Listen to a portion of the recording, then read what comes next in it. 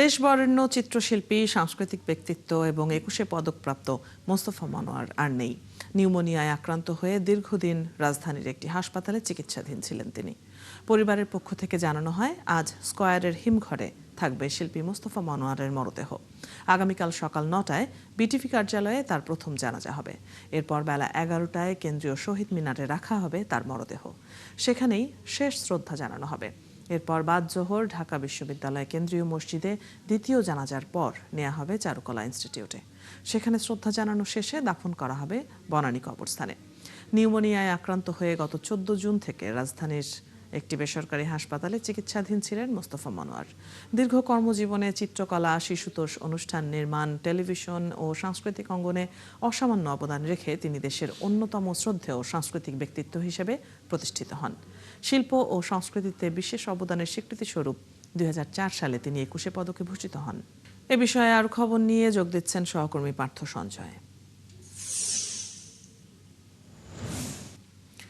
পার্থ, এর আগের সংবাদে আমরা জানছিলাম মোস্তফা মনোয়ারের মরদেহ তার ধানমন্ডির বাসভবনে নেওয়া হয়েছে। এখন কোথায় রাখা হয়েছে, দাফন এবং জানাজা নিয়ে কি তথ্য আছে আপনার কাছে? অদিতি, আসলে একটি অধ্যায়ের সমাপ্তি হলো। আপনি জানতে চেয়েছেন তার মরদেহ কোথায় আছে। মরদেহ এখনো তার বাসভবনে রাখা আছে। ধানমন্ডি ১-এর স্কয়ার টাওয়ারের তার বাসভবনের নিচে ফ্রিজবাহী গাড়িটি আছে। এবং আপনি যেমনটি বলছিলেন, তার দাফন নিয়ে যেই তথ্যগুলো, সেগুলোই আসলে এখন পর্যন্ত নিশ্চিত রয়েছেন।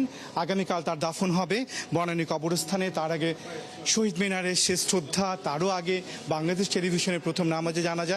আমাদের সঙ্গে আছেন আরেকজন চিত্রশিল্পী মনিরুজ্জামান। তার কাছে জানতে চাইব, যে অধ্যায় সমাপ্তি হলো তার সম্পর্কে একটু শুনতে চাই।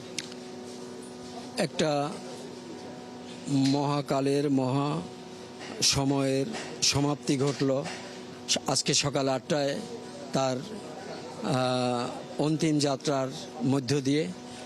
আমরা একজন মহামানবকে হারালাম, যিনি সংস্কৃতির প্রত্যেকটা অঙ্গনে যার ছোঁয়া ছিল, যার হাতে প্রতিষ্ঠিত হয়েছে বিটিভি, শিশু একাডেমি, চারুকলায় শিক্ষক জয়নুলের হাত ধরে সেই ৪৭ পরবর্তী বাংলাদেশে আসা এবং মুক্তিযুদ্ধের অবদানের কথা তো সবাই জানেন। শহীদ মিনারে যে লাল প্রতিকৃতি, সেটিও ভাষা আন্দোলন তো মাঝখানে রয়ে যায়, ভাষা আমাদের যাত্রা। তো তিনি আসলে বাংলার শিল্প সংস্কৃতির মানদণ্ড তিনি তৈরি করে দিয়েছেন। বলা যায় আসলে এক কথায় অধ্যায়ের সমাপ্তি হলো। অদিতি। পার্থ, আপনার কাছ থেকে আমরা জেনে নিচ্ছিলাম সবশেষ খবর। ধন্যবাদ। যুক্ত হবার জন্য দর্শক সহকর্মী পার্থ সঞ্জয় আমাদের সাথে যুক্ত ছিলেন এতক্ষণ।